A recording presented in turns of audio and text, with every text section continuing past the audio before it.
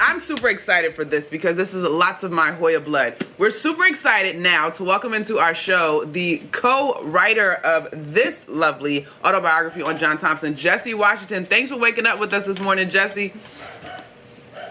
Thank you. What up, New York City? See, that's my line, all right? You got to pay for that one, Jesse, all right? You got to pay for that one. All right, Jesse, off the top, what I know of Big John is that he was relatively private, at least in his later years. I got to know how you even got to a place where you developed such a relationship with him that he would trust you with this. And I had to put in that work, you know. It was not an immediate thing. He wanted to see what I could do. There was definitely a trial period. And when I say trial, he was waiting for a reason why he would get rid of me. And I'm exaggerating a little bit, but you know, you had to earn his trust with performance. And I was never good enough as a ball player. You know, I could do a few things on the court, but I was never anywhere good enough to play for Georgetown. But after a while working on this book, sometimes I felt like I had the jersey on my chest because I wanted to do well for Coach Thompson. He was like coaching me up with him and I as co-authors. So I think I earned his trust just when he figured out that the book sounded like him. He said, all right, you're doing a good job with this, boy. I think I'm going to keep you. Now, speaking of sounded like him, the name of the book is called I Came as a Shadow. I'm sure there's a lot of reverence with that title. Explain how you came up with that, or what was the reverence of that? So, absolutely. So the title concept and the idea to call the book that came from his daughter, Tiffany. And here's the origin. When Coach Thompson was growing up in the 1940s and early 50s in segregated Washington, D.C., he said there were no examples of black intellectual success that he saw. The only people he had to look up to were athletes like Joe Louis and folks like Elgin Baylor, folks like that. However, he had an uncle by the name of Louis Grandison Alexander, who was a poet in the Harlem Renaissance. And his uncle wrote a poem called I Came as a Shadow. And Coach Thompson would recite this poem sometimes just going off the top. You know, you don't always think of somebody like Coach Thompson, quote unquote, big bad John Thompson, reciting poetry. But this is what he would do. And finally it clicked with me. I said, Coach, you identify with that shadow, huh? And he said, you're blankety blank right, I do. And so that is where the title comes from. It's a poem written by his beloved uncle, Louis Grandison Alexander. Please Google I Came as a Shadow, the poem, Louis Grandison Alexander, so you get the full impact of the poem for yourself. I will say, Jesse, the book sounds exactly like him. I think for me, that's why it's been such an easy read, because I almost hear him in his office in that big oak chair having this conversation about his life. Now, last night, in a conversation with Politics and Prose, you said that what motivated him was a chance to define himself. Please elaborate on that a little bit more, because he already had such a tremendous legacy, not just in the game of basketball, but amongst black folks. Absolutely. So, you know, here in New York City, think about how the New York Post would talk about Coach Thompson. Think about how the Daily News would go after him. These headlines would be like monster, ogre, Hoyatola, dictator. These are all the things, how he was mischaracterized, stereotyped. He was dealt with in a racist fashion by much of the media for the majority of his career.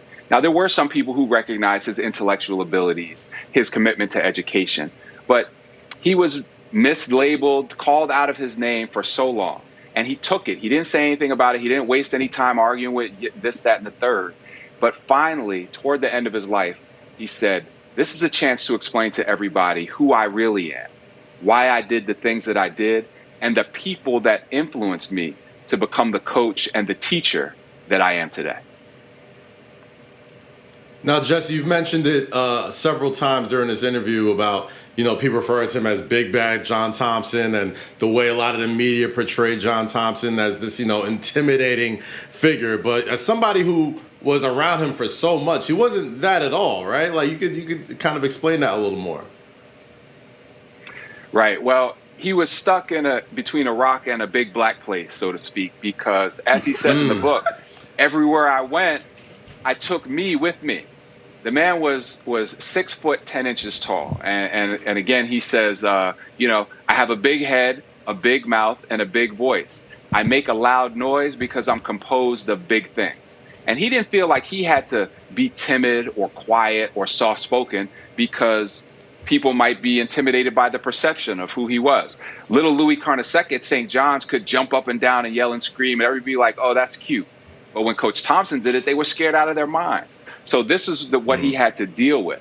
In person, Coach Thompson was, number one, he was hilarious. I mean, this man had so many jokes. We laughed so much during the writing of this book. And also, he was thoughtful. He was a teacher at heart. And so he would ask you questions like a teacher would ask. And then if you got it wrong, he would gently correct you and things like that. So in person, he was much more gentle, I would dare say, and caring. It would not be an exaggeration to say that Coach Thompson was a loving man. And these are all the qualities that came out when I got to know him over the 2 years that we worked on the book.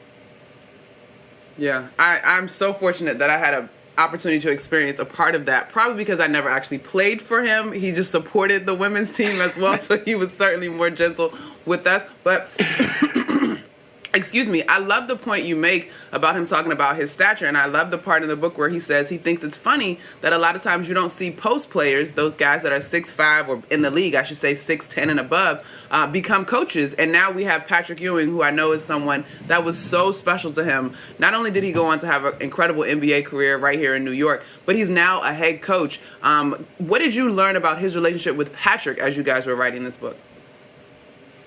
Man, it went beyond player and coach. It definitely got to father and son, even though Coach Thompson was very specific to say, I don't want to replace your father. I'm not that.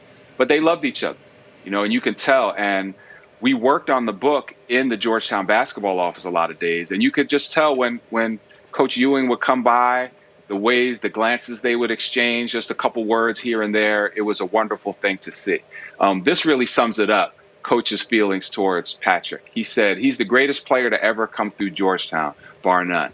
But if another player did come through who I thought was better than Pat, I would lie and say Patrick was better.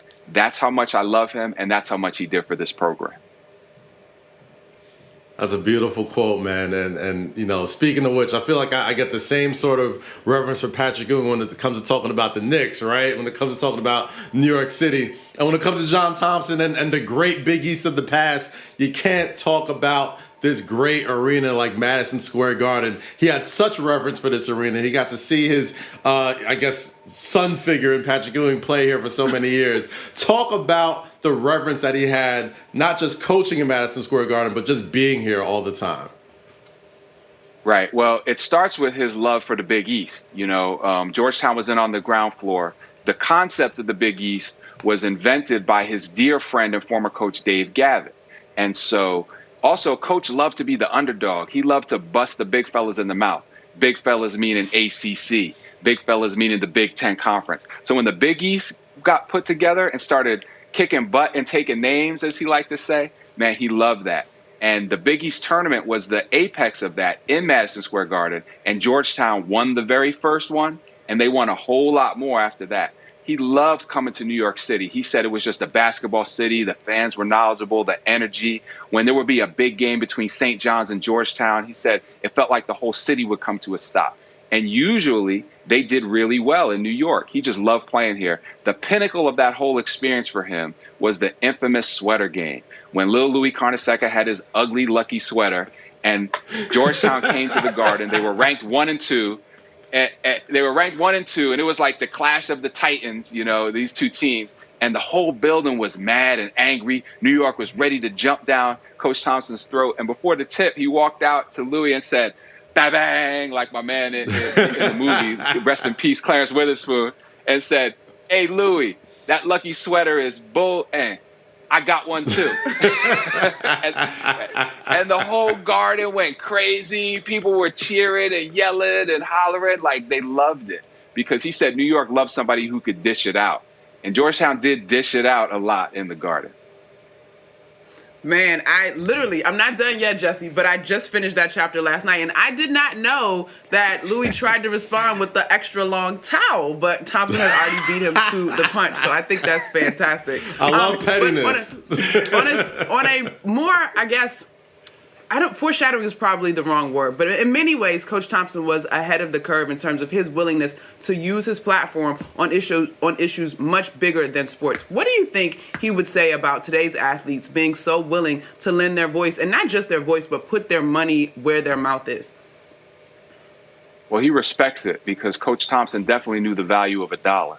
And he is very encouraged and supportive of athletes like LeBron and Kaepernick, and also all of these college athletes. You know, he really loves young people.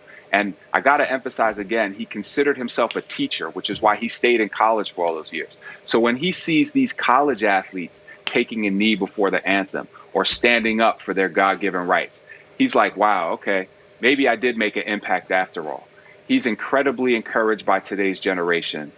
He talks about it in the introduction of the book because we concluded the writing of the book in the middle of all this stuff with George Floyd and this incredible year of racial reckoning and reawakening that we've just experienced. So he's deeply respectful and appreciative of this generation of athletes, and they've absorbed his lessons, whether they know it or not. Here's something I found very poignant, is that we saw NBA players this year boycott a game after the death of Jacob Blake, protesting racial injustice. And Coach Thompson died several days after that. Now, in 1989, Coach Thompson was one of the first major sports figures to boycott a game over racial injustice. In this case, it was a discriminatory NCAA rule.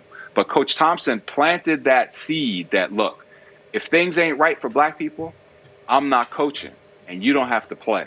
To me, that's one of his biggest legacies. Man, not that I already wasn't thoroughly enjoying the book, but Jesse, hearing you talk about it, the process, your passion, congratulations, because one, it's incredible. And second, thank you for waking up with us this morning. Definitely go out, get your copy. It's available wherever you can get books just about. I Came as a Shadow, the autobiography of John Thompson, with our guest this morning, Jesse Washington. Thank you so much, Jesse. Man, really appreciate you guys. Y'all do a great job. Peace out, New York.